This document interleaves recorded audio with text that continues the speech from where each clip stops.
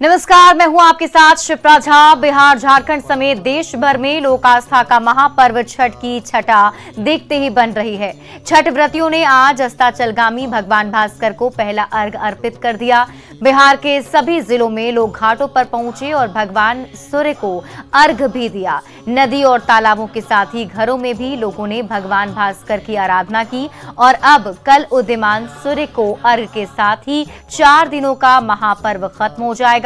हम आपको 6 जगहों पटना, गया, बेगूसराय, किशनगंज, आरा और सासाराम की तस्वीर दिखा रहे हैं, जहां छठ व्रतियों ने डूबते सूर्य को अर्घ दिया।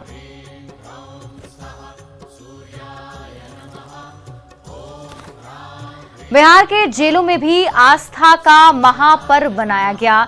अब हम आपको बिहार के 4 जेल, पटना के बेऊर जेल, नवादा के मंडल कारा, लखीसराय मंडल कारा और सासाराम मंडल कारा की तस्वीर दिखा रहे हैं। पटना के बेऊर जेल में कैदियों ने भगवान भास्कर की आराधना की। नवादा जेल में भी 7 महिला बंदियों ने डूबते सूर्य को अर्घ दिया। लखीसराय मंडल कारा में भी छठ की छठा देखने को मिली। महिला और पुरुष कैदियों ने विधि विधान के साथ अस्ताचलगामी भगवान भास्कर को अर्घ दिया। वहीं सासाराम मंडल कारा में भी लोक आस्था के महापर्व छठ की रौनक देखने को मिली। जेल में मुसलमान कैदी ने भी महापर्व छठ किया। वहीं 3 महिला कैदियों ने भगवान भास्कर की आराधना का व्रत किया।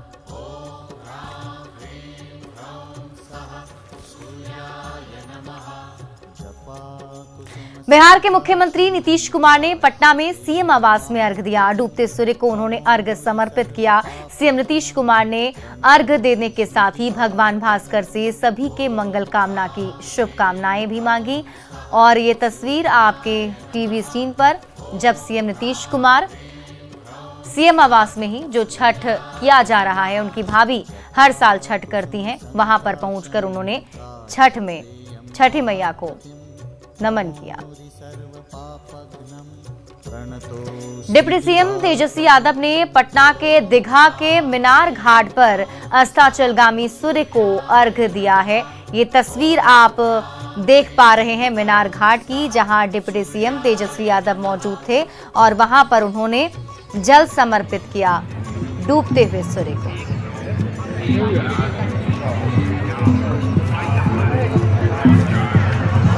साइड में रखिए, पहले रखे दीजिए पहले।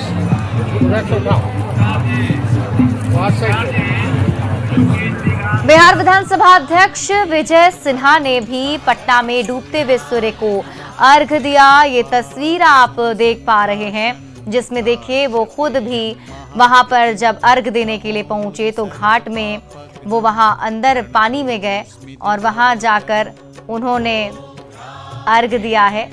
ये तैयारी जो है वहीं पर की गई थी, जहां कृत्रिम तालाब बनाकर छठ पूजा की गई है।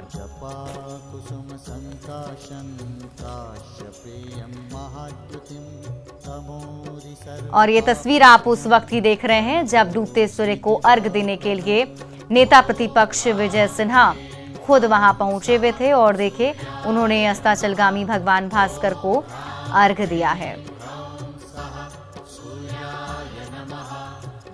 तो आज ही छठ पर्व का तीसरा दिन, जब डूबते हुए सूर्य को अर्घ देने के साथ ही अब सभी छठ व्रती कल का इंतजार कर रहे हैं, जब उदीयमान भास्कर को अर्घ देने के साथ ये पर्व संपन्न हो जाएगा।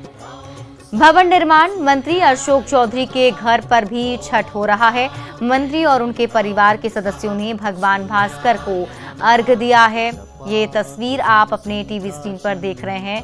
आपको बता दें कि मंत्री अशोक चौधरी की पत्नी छठ व्रत करती हैं और ये उस वक्त की तस्वीर जब वहां पर मौजूद सभी लोगों ने डूबते हुए सूर्य को प्रणाम करते हुए उन्हें अर्घ्य समर्पित किया। दरभंगा के सांसद गोपाल जी ठाकुर ने बिरौल प्रखंड में अर्घ दिया है। आपको बता दें कि यहाँ पर काफी संख्या में श्रद्धालु मौजूद थे और साथ ही साथ सांसद गोपाल जी ठाकुर ने भी भगवान भास्कर की आराधना की। उन्होंने पानी में डुबकी लगाई और उसके बाद अस्ताचलगामी को अर्घ उन्होंने अर्पित किया। be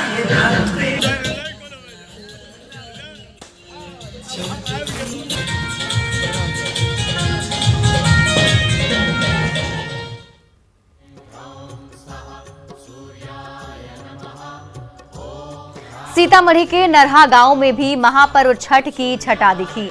छठ व्रतियों ने डूबते हुए भगवान भास्कर को अर्घ दिया। कल छठ व्रती उगते हुए सूर्य को अर्घ देंगे और उगते हुए सूर्य को अर्घ देने के साथ ही ये 4 दिवसीय महापर्व का समापन हो जाएगा और अभी सभी छठ व्रती इंतजार करते हुए कल का। भारत से सैकड़ों किलोमीटर दूर दुबई में भी धूमधाम से छठ पर्व मनाया जा रहा है। दुबई में पूरे नियम के साथ छठ व्रतियों ने डूबते सूर्य को अर्घ दिया। परंपरा के मुताबिक कल सुबह उगते हुए सूर्य को अर्घ दिया जाएगा। ये तस्वीर आपको हम दिखा रहे हैं दुबई की, जहां पर देखिए समंदर पार हिंदुस्तान की महिलाएं कैसे अपनी संस्कृति को संजोकर रखी हुई हैं। पूरे विधि विधान के साथ इस पर्व को मना रही हैं। छठ पर्व की हर विधि का पालन यहां पर किया जा रहा है।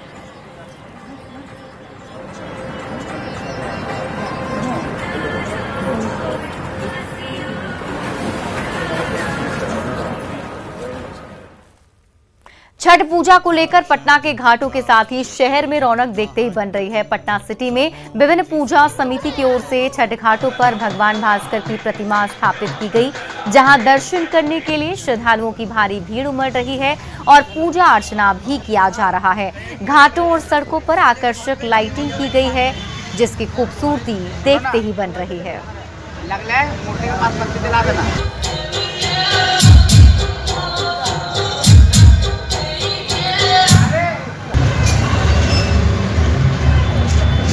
अस्ताचलगामी भगवान भास्कर को पहला अर्घ देने के बाद शाम को कोसी भराई का कार्यक्रम होता है।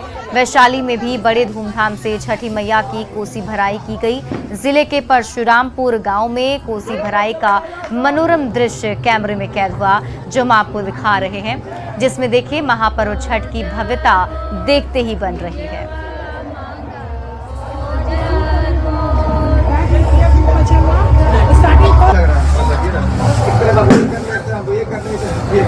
भाई इधर से फोटो लाओ ना यार। छठ को लेकर नवादा में भी सड़कों को दुल्हन की तरह सजा दिया गया है। छठ घाटों की ओर जाने वाली हर सड़क पर शानदार लाइटिंग की गई है, जिसे देखने के लिए बड़ी संख्या में लोग सड़कों पर निकल रहे हैं। शहर के गोला रोड में व्यवसायी संघ की ओर से शानदार सजावट सभी का मन मोह रही है और लोग खूब सेल्फी ले रहे हैं। शहर के स्टेशन रोड, सोनार पट्टी, इंदिरा चौक, पुराने बाजार, गया रोड, सद्भावना चौक और सब्जी बाजार सहित कई इलाकों में इसी तरह की सजावट की गई है। छठ पर्व के मौके पर नवादा की सड़कों को दुल्हन की तरह सजाया गया है। न केवल उन रास्तों को सजाया गया है जो छठ घाट की तरफ जाती है, बल्कि उन रास्तों को भी सजाया गया है जो जिससे छठ व्रती गुजरती हैं। इस वक्त तस्वीर हम आपको नवादा शहर के गोला रोड का दिखा रहे हैं, जहाँ आप देख सकते हैं कि काफ़ी मेहनत करके इन सड़कों को सजाया गया है। हालांकि इन्हें सजाने में विगत 2-3 दिनों से कारीगर लगे हुए थे, मगर इन पूरी सजावट को कुछ ही घंटे के लिए रखा जाएगा। तो यहाँ पे एक तरह से एक उत्सवी माहौल भी है और यहाँ पे पूजन समिति के द्वारा एक सूर्य भगवान की प्रतिमा भी स्थापित की गई है, जिसे देखने के लिए लोग आ रहे हैं। तो इस तरह से यह एक आज आकर्षक का केंद्र भी बना हुआ है। लोग सेल्फी भी ले रहे हैं। तो एक तरह से हम कह सकते हैं कि भक्ति भय माहौल के साथ साथ यहाँ पे एक उत्सवी माहौल भी देखने को मिल रहा है। तो छठ की छटा ही ऐसी है कि लोग इसके हर रंग में रंग जाते हैं। अनिल विशाल, न्यूज़ 18 नवादा। सुप्रसिद्ध लोक गायिका शारदा सिन्हा ने छठ पर्व के मौके पर सभी को शुभकामनाएं दी हैं।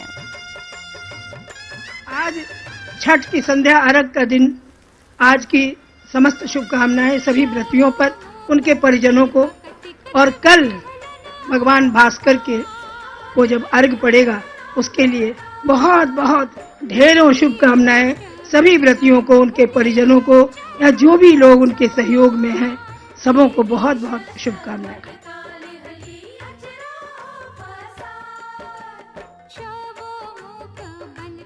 आप उस वक्त की देख पा रहे हैं जहां पर देखिए छठी मैया को अर्पित करने के लिए, जल अर्पित करने के लिए सभी लोग छठ घाट पर मौजूद थे और उसके बाद कोसी भराई की रस्म की जाती है, जिसमें वहां पर आज रात में ही कोसी भराई की जाती है। जिन लोगों की मन्नतें पूरी होती हैं वो सभी यहाँ पर कोसी भराई करते हैं और ये अलग अलग तस्वीर हम आपको आपके टीवी स्क्रीन पर दिखा रहे हैं, जहाँ पर आज उदीयमान सूर्य को अर्घ देने के साथ ही कल उदीयमान सूर्य को अर्घ दिया जाएगा और आज अस्ताचलगामी भगवान भास्कर को अर्घ दिया गया। सभी छठ व्रती घाटों पर पहुंचे और वहां पर भगवान भास्कर की उन्होंने आराधना की।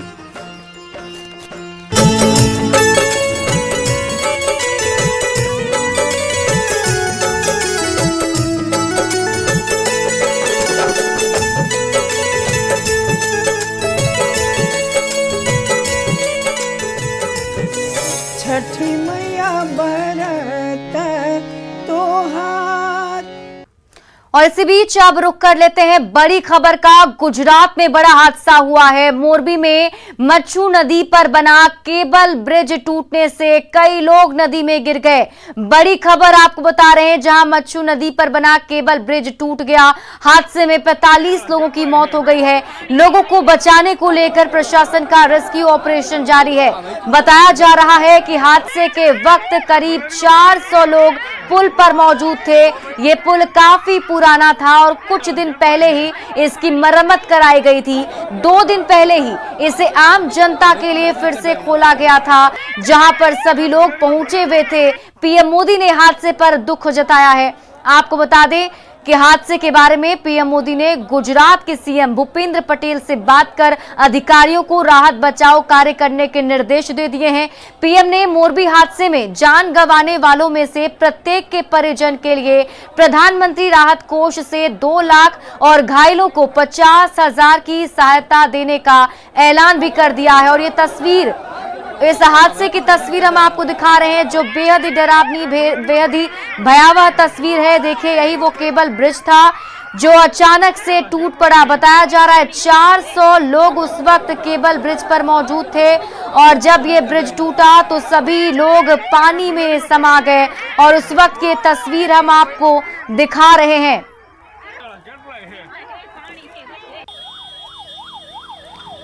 और प्रशासन का रेस्क्यू ऑपरेशन अभी जारी है।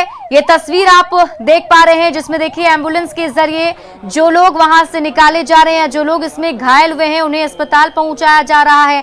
रेस्क्यू ऑपरेशन प्रशासन की तरफ से चलाया जा रहा है। बताया जा रहा है कि करीब 400 लोग उस वक्त मौजूद थे जब पुल टूटा। तो ऐसे में अब जो प्रशासन की टीम है वो उन लोगों को ढूंढने में जुटी हुई है। मोरबी की शान माना जाने वाला हैंगिंग ब्रिज आज दुर्घटनाग्रस्त हो गया है। 100 से ज़्यादा लोग इजाग्रस्त हो गए और 45 से ज़्यादा लोगों की मौत हो चुकी है। पुलिस का आला अधिकारी, रेंज आईजी और एचएम और सीएम भी मोरबी का जायजा लेने के लिए निकल गए हैं। तो दूसरी तरफ जो लोग अभी मरे हुए हैं उसके परिवारजनों में भी कह सकते हैं कि बहुत एक गम में है। मोरबी सारा शोक में डूब गया है। ये मौत का आंकड़ा है। अभी किस लेवल पे पहुंचेगा वो पता नहीं है। मोरबी कंधे से कंधे मिलाकर एक दूसरे के साथ चल रहा है। तब अब मोरबी में क्या होगा, क्या इसको सज़ा मिलेगी? ये जो हैंगिंग ब्रिज है, हैंगिंग ब्रिज जो जिसने बनाया था, जिसने रिनोवेट किया था, उसके ऊपर कोई गुना दाखिल किया जाएगा, ऐसी मांग कर रहे हैं। और अब आपको दिखाते हैं केबल ब्रिज की वो तस्वीर, जिस तस्वीर को आप देखेंगे तो आप समझ पाएंगे कि कैसे यहाँ पर यह हादसा हुआ। ये तस्वीर आज की नहीं, लेकिन देखिए कैसे इस ब्रिज पर लोगों की भीड़ उमड़ती थी। ये जो तस्वीर आप देख रहे हैं अपने टीवी स्क्रीन पर, ये आज की तो नहीं है, पहले की है, लेकिन कुछ इसी तरीके की भीड़ यहाँ पर उमड़ती थी और लोग इस केबल ब्रिज पर झूला झूलते थे। ये जो तस्वीर आप देख रहे हैं उसी ब्रिज की है जो आज ये ब्रिज टूट गया और उस पर सवार जो लोग थे वो सभी पानी में समा गए। मोरबा में केबल ब्रिज टूटा। ये 2 तस्वीर आपके टीवी स्क्रीन पर हम आपको दिखा रहे हैं। जो पहली तस्वीर है ये पहले की तस्वीर है, लेकिन यहाँ पर भीड़ काफी ज्यादा होती थी। इस ब्रिज पर लोग जो हैं वो मजा मस्ती करने के लिए आते थे और यहाँ पर सेल्फी लेते थे। देखिए किस तरीके से यहाँ पर भीड़ की तरफ से उस वक्त एंजॉय किया जाता था। लेकिन आज इसी ब्रिज पर जब लोग पहुंचे तो ये ब्रिज टूट गया और उसके बाद सभी लोग जो वहां पर थे वो सभी पानी में चले गए। इसके साथ ही जो ब्रिज टूटा है वहां पर भी कुछ लोग अभी फंसे हुए हैं और उन्हीं का रेस्क्यू भी किया जा रहा है। प्रशासन की टीम मौके पर मौजूद है, एनडीआरएफ की टीम पहुंच चुकी है। वहां से देखिए बोट के जरिए सभी जो लोग वहां पर फंस चुके हैं उन्हें निकाला जा रहा है। अगर आप तस्वीर में देख पा रहे होंगे तो आपको समझ में आएगा कि वो जो ब्रिज टूटा है उस पर कुछ लोग फंसे हुए हैं जिन्हें निकालने की कोशिश की जा रही है। जो लोग इसमें जख्मी हैं उन्हें अस्पताल पहुंचाया जा रहा है। रेस्क्यू टीम अभी लगातार रेस्क्यू कर रही है, उन लोगों को बचाने की कोशिश कर रही है, लेकिन बताया जा रहा है कि 45 लोगों की इसमें अब तक मौत हो चुकी है और जब ये हादसा हुआ उस वक्त 400 लोग ब्रिज पर मौजूद थे। बिहार विधानसभा के 2 सीटों के उपचुनाव के दंगल में मुख्यमंत्री नीतीश कुमार 1 नवंबर को गोपालगंज में प्रचार करने जाएंगे। नीतीश कुमार डिप्टी सीएम तेजस्वी यादव के साथ महागठबंधन प्रत्याशी मोहन प्रसाद गुप्ता के लिए वोट मांगेंगे। गोपालगंज में उचका गांव प्रखंड में सीएम और डिप्टी सीएम की चुनावी सभा होगी। ये जानकारी खुद आरजेडी प्रत्याशी मोहन प्रसाद गुप्ता ने दी है। स्टीमर हादसे के बाद नीतीश कुमार के पेट में जख्म को लेकर आशंका जताई जा रही थी कि नीतीश कुमार इस उपचुनाव में महागठबंधन प्रत्याशी के प्रचार नहीं कर पाएंगे। इस बार जो है मुख्यमंत्री चुनावी रैली में नहीं आ पा रहे हैं उपचुनाव में, तो क्या ऐसा है कि मुख्यमंत्री भी चुनावी रैली करेंगे उपचुनाव में आपके लिए? आ रहे हैं ना, 1 तारीख को आ रहे हैं। उचका गांव में आ रहे हैं 1 तारीख को। और कौन होंगे उनके साथ? उनके साथ आ रहे हैं तेजस्वी जी भी आ रहे हैं, नीतीश कुमार जी आ रहे हैं, श्यामपुर का जो स्कूल है उसी में आ रहे हैं। ये तो विरोधी के लिए करारा जवाब होगा, मुख्यमंत्री आ रहे हैं। विरोधी लोग तो हमेशा अफवाह उठा रहे हैं, कभी तेजस्वी जी का प्रोग्राम कैंसिल हो गया तो कभी ये हो गया वो हो गया, तो अब यही चलेगा इन लोगों के पास तो कुछ है नहीं। गोपालगंज में 3 नवंबर को विधानसभा उपचुनाव के लिए मतदान होना है और इससे पहले प्रत्याशियों ने चुनाव प्रचार में पूरी ताकत झोंक दी है। वैसे तो माना जा रहा है कि गोपालगंज में मुख्य लड़ाई बीजेपी प्रत्याशी कुसुम देवी और आरजेडी प्रत्याशी मोहन प्रसाद गुप्ता के बीच है, लेकिन बीएसपी और एआईएमआईएम के उम्मीदवारों ने भी आरजेडी बीजेपी का खेल बिगाड़ने के लिए अपनी तरफ से पूरी ताकत झोंक रखी है। तेजस्वी यादव ने एआईएमआईएम को बीजेपी का बी टीम बताया, जिसके जवाब में एआईएमआईएम के प्रदेश अध्यक्ष अख्तरुल इमान ने पलटवार किया है और राजद प्रत्याशी पर ही बीजेपी और आरएसएस से सांठगांठ का आरोप लगाया है। अब भाजपा की बी टीम किनको वो कहते हैं? 90 में जब उसके पिताजी ने सत्ता संभाली थी तो भाजपा ही के लोगों ने साथ दिया था, और यहाँ भी जिस कैंडिडेट को उसने टिकट दिया है उसका ताल्लुक तो भाजपा से नहीं बल्कि लोग कहते हैं कि आरएसएस से रहा है, तो उसने उसको टिकट दिया है। तो भाजपा की बी टीम कौन लोग हैं? ईंट लेकर राम मंदिर बनाने के लिए किनके परिवार से लोग उत्सुक हैं? उछल कर मोदी जी के साथ फोटो किसके घराने से लोग ले रहे हैं? तो दुनिया से देख रही है कि छुप कर मिलते कौन हैं मोदी जी से, तो बी टीम कौन है ये दुनिया देख रही है।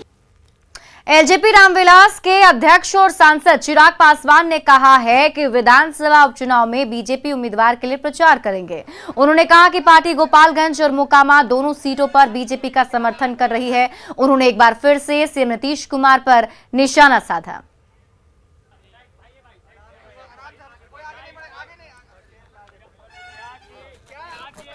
– 2020 का चुनाव भी मैंने अकेले लड़ा ताकि मुख्यमंत्री नीतीश कुमार जी जिस मजबूती के साथ वो बिहार को बर्बाद कर रहे हैं वो मजबूती उनको प्रदान हो। और आज भी लोक जनशक्ति पार्टी रामविलास ने ये फैसला लिया है कि मोकामा में गोपालगंज में जो 2 उपचुनाव हो रहे हैं, इन दोनों उपचुनाव में लोक जनशक्ति पार्टी रामविलास भारतीय जनता पार्टी का समर्थन करेगी। मधेपुरा में 2 दिन पहले चौकीदार हत्याकांड में पुलिस ने 4 अपराधियों को गिरफ्तार किया है। गिरफ्तार अपराधियों के पास से 2 देसी कट्टा और 4 कारतूस भी बरामद हुआ है। बता दें कि 28 अक्टूबर को सदर थाना क्षेत्र के भेलवा में एक अपराधी को पकड़ने के दौरान अपराधियों ने कट्टा से चौकीदार गुरुदेव पासवान के सिर में गोली मार दी थी, जिससे चौकीदार की मौत हो गई थी और अपराधी भाग निकले थे।